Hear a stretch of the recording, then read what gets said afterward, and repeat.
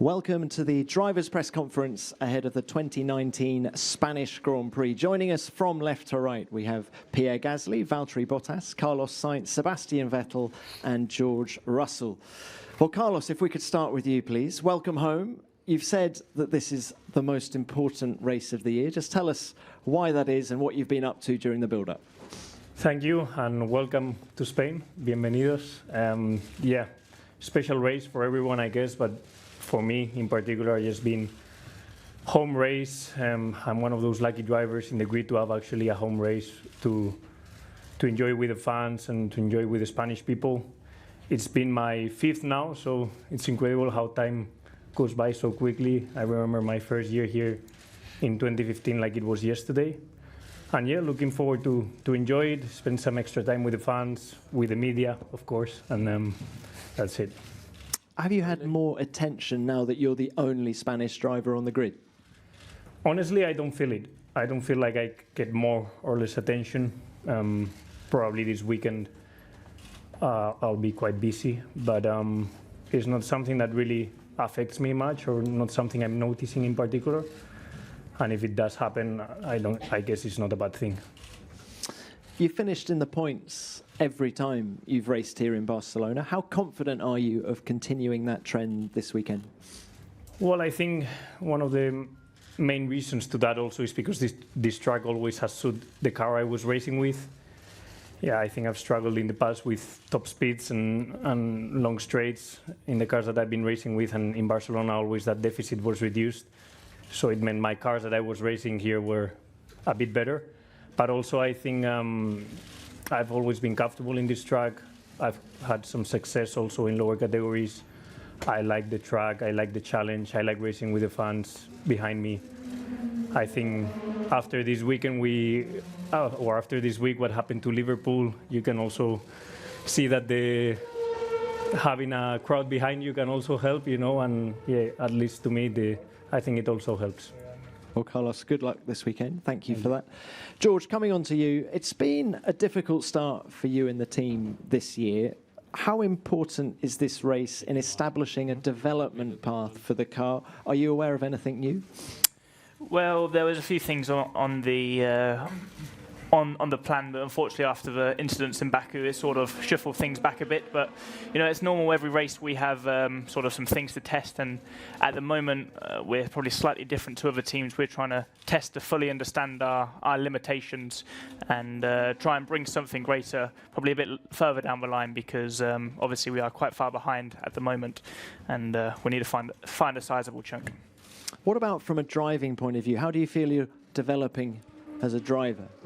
I think very well, to be honest. I think it's actually a great opportunity for me, being slightly under the radar, slightly less pressure off my shoulders. That really, I'm only fighting with Robert, let's say. So, but I'm not really interested in that. I want to be fighting with the guys further up the grid, and I'm working really closely with the team and with Robert actually to try and improve that, because, like I said, we're not interested in fighting for 19th place. You're working closely with the team, as you say. What about Patrick Head?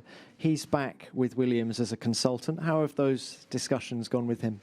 Yeah, Patrick's a great guy. I think he's going to bring some motivation and some great spirit to the team, with obviously all of his knowledge, so much history with Williams as well. So I think it will be a positive step.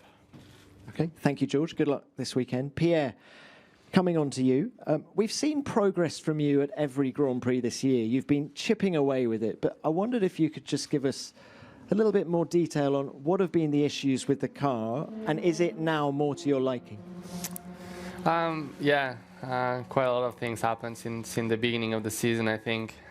Overall, things don't really come our way so far, but yeah, we can see progress. I can feel I'm getting more comfortable inside the car. The direction that we are taking are working and making me feel better. So I think we saw some progress in Baku.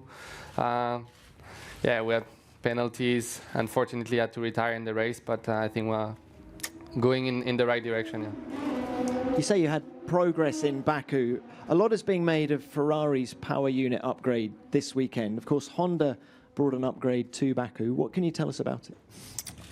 As we said in Baku, I think it was mainly on the reliability side. So I think everything is going as we expected. On the PU side, I think Honda is pushing massively into bringing new upgrades this season as well. But I think we're really pleased with what they have achieved since the beginning of the season in terms of performance, in terms of reliability. Of course, we always want more. And we know Ferrari and Mercedes are also pushing and are still a bit faster than we are. But I think with the development, we'll catch progressively. Now, you've raced Max Verstappen for many years. How would you assess the job he's doing this year? Has he surprised you?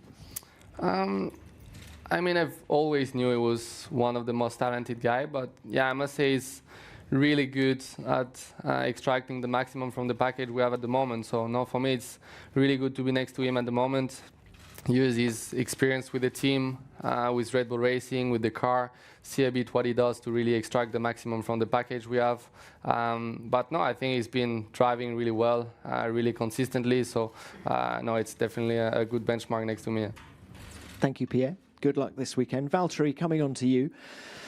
World Championship leader, best ever start to a season, double the number of points as this time last year. Now, people look for a reason as to why things happen. Do you have an explanation as to why things are going so much better this year than last year? Well, of course, there's many things in this sport that can affect, for sure. Sometimes you're more lucky as well, sometimes very much less so. But I honestly think for me is why I've been able to improve year by year is really work with the team, work with my ability, focus on all the single details, and if we work hard, it's only a matter of time that things will start to go right. Yeah, obviously I'm pleased for the season how it has been started compared to recent ones. So that's very positive. But also one of the things is as a team, the level we've been able to perform in these first 4 races is been really impressive. So it's not only me, it's also the team. But it's a good battle with Lewis at the moment. You have a new race engineer this year. How's that shaken things up on your side of the garage? Yeah, I have a new engineering team, actually completely race and performance engineer. And for sure, when you have new people around, it makes you also to think some things differently and can open up some new routes for your thinking on the setup and your direction. But it has started really well. We've been learning a lot as an engineering team all the time, and it's getting better and better. So far so good. Now, your boss Toto Wolff has said that Mercedes has been lucky at some races this year. Would you agree with that? Well, I think we've done a great job as a team, and I think the level we've been performing, we deserve these results at the moment. But obviously, yeah, sometimes we might get lucky. Like Bahrain, obviously it was due to other teams' failures. We got the 1-2, but it's also meant that we were the most reliable car at that race. So it's not only luck. I think it's mostly how the team is performing. Thank you, Valtteri. Good luck this weekend. Thanks for waiting, Sebastian. Coming on to you now. So we're heading into race 5. What's the mood in the Ferrari camp? Good. You've got a lot of upgrades coming this weekend. Do you need a faster car or a more drivable car? What are you hoping from these upgrades? Well, we hope to improve the car, obviously. Yeah, we've brought and introduced some bits in Baku already last race, and another set of new parts here. So obviously we want to make the car faster. Here and there, I think we were reasonably quick, but not quick enough overall to put the cars in the front row in every event. So we're lacking a little bit, but I think overall the package is promising. We know that we have a strong car. We struggled a bit to put it together, so to answer your question, probably a bit of both. And it's clear already that you have a big fight on your hands this year with Mercedes in particular. How is the team reacting to that compared to previous seasons from an internal perspective? Well, every year is different, so... But as I said, the spirit is good, the team is in good shape, so we're looking forward to come here. We're confident about the parts that we bring here. we are introducing a new engine as well. So yeah, we've got some stuff that we think should help us to be stronger than the last races. And as I said, the spirit is good. So comparing to previous years, I think at this point last year we were in a better place. We won some races, and overall we've been more competitive. But nevertheless, I think the spirit is as good or better than last year. Okay, thank you, Sebastian. Good luck this weekend. Before I open this up to the floor, it's the UN's Global Road Safety Week, something that all of you guys contributed to earlier on in the year when you helped produce a video. And I've got a question to each of you, which is, what can everyday road users learn from Formula One drivers? And Sebastian, if I could start with you, please. Well, obviously we try to go as fast as we can, which is not a good idea on the road. So my initial response would be not that much. But yeah, I think you know, we are very professional. We try to obviously control every situation that we are in. And I think you know, we are very lucky that we can push ourselves to the limit on the racetrack. So there's no need to try and do something funny or odd outside the track. I think, you know, as much as we respect ourselves on the track, you should respect other people that are participating in trying from, you know, to get from one place to another. So yeah, the road or the track, you're not on your own. So I think yeah, that's something that, you know, you hear many times from racing drivers at any time they raced in Formula One or other categories, that they respect the other people that race with them, and the same way you should respect other drivers, you know, that share the road with you. Thank you, Sebastian. Carlos, your thoughts, please. Yeah, basically summarizing what Seb has said, I think you must not behave like an idiot on the road, just respect everyone, and wear your seatbelt. I think those two things are the most important. Thank you. Valtteri? We never have mobile phones in the car, so that's something everyone can learn and not to use them. Okay. Pierre? Yeah, I agree with all the comments, and I think most of us have been also involved by some loss in road car crash accident. In my case, I've been, and yeah, I think safety is the most important, so respecting others. And yeah, just be responsible. When you're on the road, you're not by yourself. You have other people around. And yeah, I think it's important to take care of life of other people around, and also of your own life. So that's yeah, really important. Hopefully we can give, as Seb said, we don't give a great example on track, but no, hopefully we have the chance to drive fast on track. But when we get to the road, I think we must be really responsible and be careful to the others. Thank you. And George?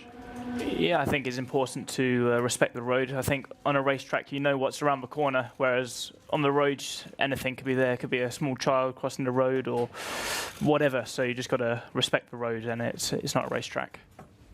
Okay, thank you, guys. Let's open this to the floor now. And as ever, please remember to give your name and publication. First question, please.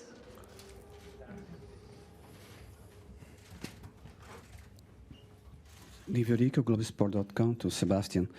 Sebastian, you said to us in February that your feeling about the new car was very good since the first moment. And you got the fastest time after 8 days here. What happened that you didn't get in the races the same good performance? And if you believe this weekend you can repeat what you experienced here in February and March? Well, the honest answer is we don't know entirely. Obviously, the car was really good at testing. We arrived in Australia and we struggled a little bit to feel the same. I think the first 4 races for us have been a little bit up and down. There were stretches where the car has felt really good and other parts where the car hasn't. But deep down, I think we know that the car is strong. So we're trying to put the bits together and try and understand. We haven't found the silver bullet. But in the last 10 years, I never found a silver bullet. So I don't think it exists. So it's really getting down to the detail, trying to understand more and more, trying to understand the conditions that we faced, and trying to obviously improve and make sure it doesn't happen again. Now this weekend will be interesting for us because obviously we had such a good feeling, and it's not so long ago. So I'm pretty sure I'm aware of what I remember how the car felt, and it will be interesting to see how it behaves the next couple of days. But I'm quite confident that if we can get to that level, then we should be very competitive. As I said, on top of that, we have some new stuff, so let's see. But I can't give you an exact answer. Thank you, Sebastian. Next one, please. Scott Mitchell from Autosport. Question to all five, please. It seems very possible that this could be the last time we have the Spanish Grand Prix at Barcelona. It's possible that a race at Zandvoort, a Dutch Grand Prix, could replace it in the future. We'd just like to know what you all think about the prospect of an F1 race at Zandvoort and what you would miss about this place. Pierre, let's start with you. Yeah, I think it would be quite a shock to lose the Spanish Grand Prix, because Barcelona is probably the track where we have all most driven on since like Formula 4, Formula Renault, all the categories. So yeah, hopefully an agreement can be found, and yeah, I don't mind to have more races. I like races, I like racing, so hopefully we can get the two in the calendar. And Zandvoort is pretty exciting if it happens. I mean, it's really narrow track. Been there only once, but it's really challenging on the driving side. So I think to put some F1 car there will be pretty cool and exciting. Thank you. Valtteri? Yeah, I have no information about the details on the politics, what's going on, but obviously would be a shame. It's been in Formula 1 for a long time, this track, and you know, there's so many fans in Spain and around Barcelona. It's a nice Grand Prix for all the fans to come to, also from elsewhere. So that would be a shame. But on the other hand, I've raced with F3 in Zandvoort, and it's a pretty cool circuit. And there's a lot of culture now, especially with Max being in Formula 1 for a few years now. So for sure that would be a nice one. But two combined would be obviously ideal for everyone. Carlos? Well, yeah, obviously, for me, would be a big loss in the calendar, but as far as I know, negotiations are still ongoing and nothing has been confirmed. So, yeah, from here, just wishing that all the institutions are going to do their job. They're going to agree on something. I think it's in the own benefit of Barcelona, of Spain, of Formula 1. I think the Spanish Grand Prix has a lot of history in Formula 1. I think this track has a lot of history in Formula 1, and it would be a big shame to lose it. So hopefully they can agree on something, and maybe not next year because it's too late, or hopefully yes, just agree on something on the future. Thank you. Sebastian? Well, it would be a shame for Carlos. I think for all the rest of us, we've been here quite many times, and I think we'd still do the testing. But it's a nice venue. It's a nice time of year to come here. So, yeah, so it would be a shame. Maybe we could go somewhere else in Spain. Maybe they could build him a racetrack close to Madrid. It's easier for you as well. So maybe in the future I can build one myself. Thank you. And George? Yeah, I think it would be a real shame to lose this circuit, as it's really a great one. But on the other hand, Zandvoort's probably in my top 5 favourite circuits. I think it's a really incredible circuit. It's got so much character. And obviously safety is extremely important these days in Formula 1. But I just truly hope that we don't get rid of the gravel runoffs in Zandvoort in the 2 high-speed corners, because that's what makes that circuit so daunting and what makes it so incredible to drive. So, like I said, it would be a shame to lose Barcelona, but equally I'd be very excited to race in Zandvoort. Thank you.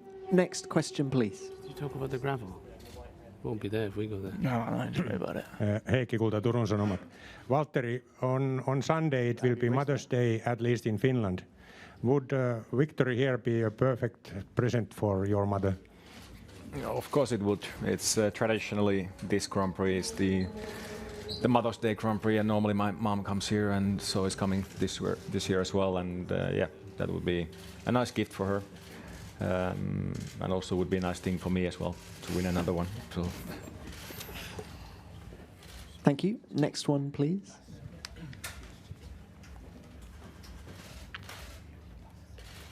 Phil Duncan, PA.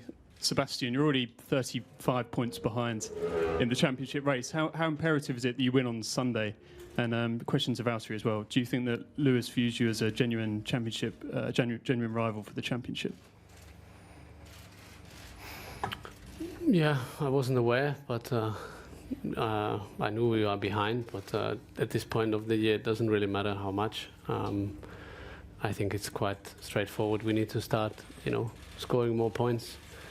The later we start doing that, the worse it looks. The sooner, the better. So it's pretty straightforward, to be honest. Can you repeat the question for me? I didn't hear the last part. I think the question was, does Lewis view you as a genuine championship threat? I think that's something it's better to ask Lewis, but I would guess so. Okay, thank you. Next question, please. Lorenzo de Linares from Momento GP. A question for Carlos. As Sebastian said earlier, and with the rumors of not having Barcelona next year, you won the Formula Renault Championship on Jerez. Would you like to race there with the Formula One? Thank you. Well, what I would like the most is to keep Barcelona. I think this city, this track deserves to be in Formula One.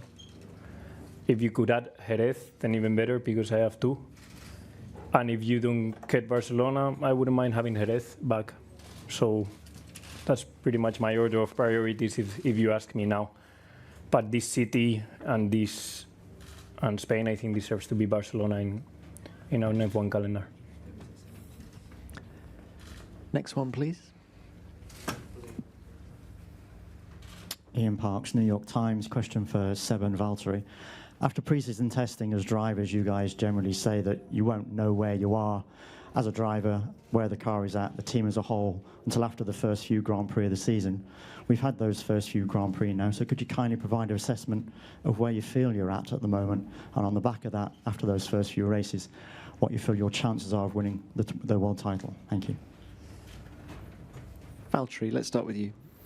Well, I think obviously if you look at the results, it looks like we've been dominating as a team for 1-2s in a row. But I think by pure pace of the car, I think there's not that much difference between us and Ferrari. It's really been depending on the race weekend. For sure, Melbourne we were stronger.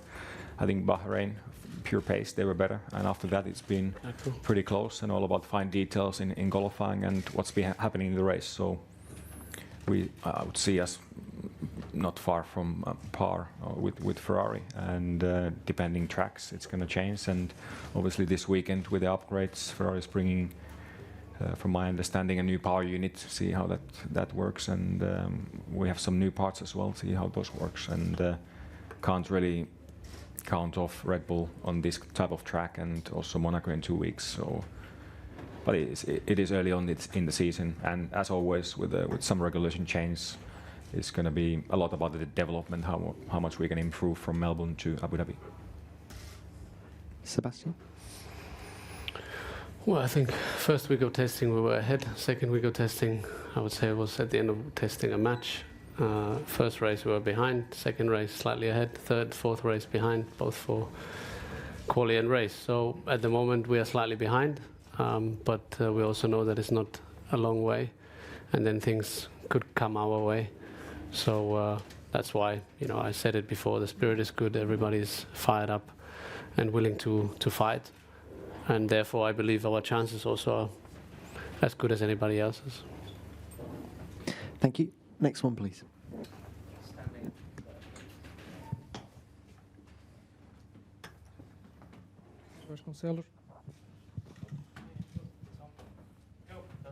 Luis Vasconcelos from La Presse. To all five of you. Traditionally, this is not a Grand Prix where we see a lot of overtaking, but this year the DRS is a lot more powerful than before. Can we look forward to quite a bit of overtaking this year on Sunday? George, let's start with you this time. Yeah, probably from the others. We haven't done much overtaking this year, so I can't really comment on that. Okay, Sebastian? Yeah, I think we see some. I mean, it depends the race, obviously, but I think we should see some. We should definitely see more here than if we go to Zandvoort. So. It's just true, no? I mean, it's not easy. It's like Monaco in Zandvoort. Yes. Yeah. Overtaking, yeah. Tiny bit easier this year due to DRS effect. and maybe the car's been a tiny bit better to follow.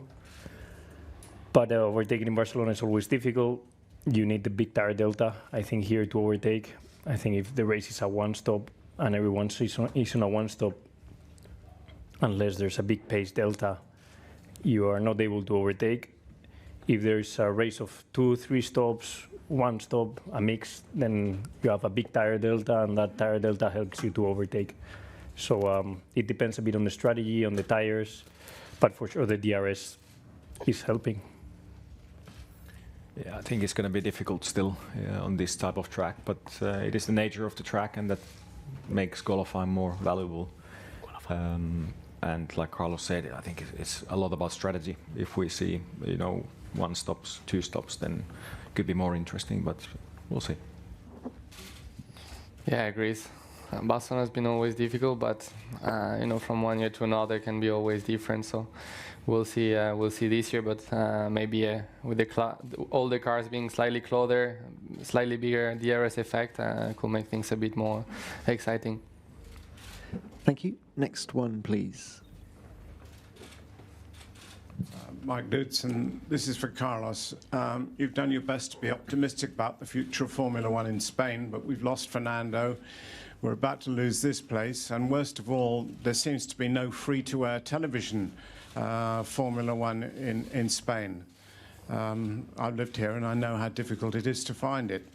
Do you think that there is anything that can be done? I mean, like, for example, you or your team bringing pressure on Liberty to make sure that Formula One gets a good deal and can be seen by ordinary Spanish people on free-to-air television? Well, you have me, which hopefully helps to keep this thing going and keep the momentum of that Fernando built with his success in Spain.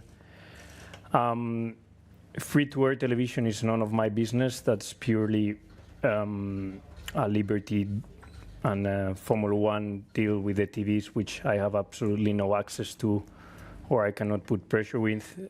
Spain normally hasn't been has a big culture for paying for watching sports, like maybe now they have in the UK or in other countries. But yeah, let's see how that develops. And for the rest, yeah, I just keep hoping, no? Like, for myself, I'm going to try to do everything I can. Maybe a podium this weekend helps, but I think it will not happen. But I don't know, really. I don't know what can I do, apart from just talk with the institutions and maybe ask and pray them that to keep this thing going. Thank you. Next one, please. Lennart Wermke, Bild. Sepp, Frankfurt is playing in the Europe League semi-finals tonight. Will you watch the game, and could it provide some extra motivation for you if Frankfurt makes it to the final? Yes. Yeah, I will be watching, of course. Yeah. Obviously, for Frankfurt is a huge achievement already to be in the semi-final. Anything can happen. Obviously, it's not easy, but yeah, I'm rooting for them as many others will. So. Thank you. Next one. Roxana Ćwik, światwyścigów.pl. I have a question to all drivers. We have a question about Zandvoort, and I would like to ask about Rio and that we will lose Interlagos. What is your opinion about it? Rio and Interlagos. Yeah. Pierre, let's start with you this time. So can you say again the question? It's been reported in the media that the Brazilian Grand Prix, the future of the Brazilian Grand Prix, and it's been speculated that maybe a move to Rio is on the cards. Yeah. Yeah. Honestly, I saw some news about it, but don't know exactly what's gonna happen. I love Brazil in general, so I mean, Sao Paulo is a really cool track, quite challenging, and I've been only twice there, drove twice there, but yeah, I mean, I'll be happy to continue to go there. I don't know what's the plan with Rio, but I think we need to wait a bit longer and see what's going to happen. Valtteri? Yeah, I think same thing in Sao Paulo. There's obviously a lot of history in Formula One. Many great races has been done.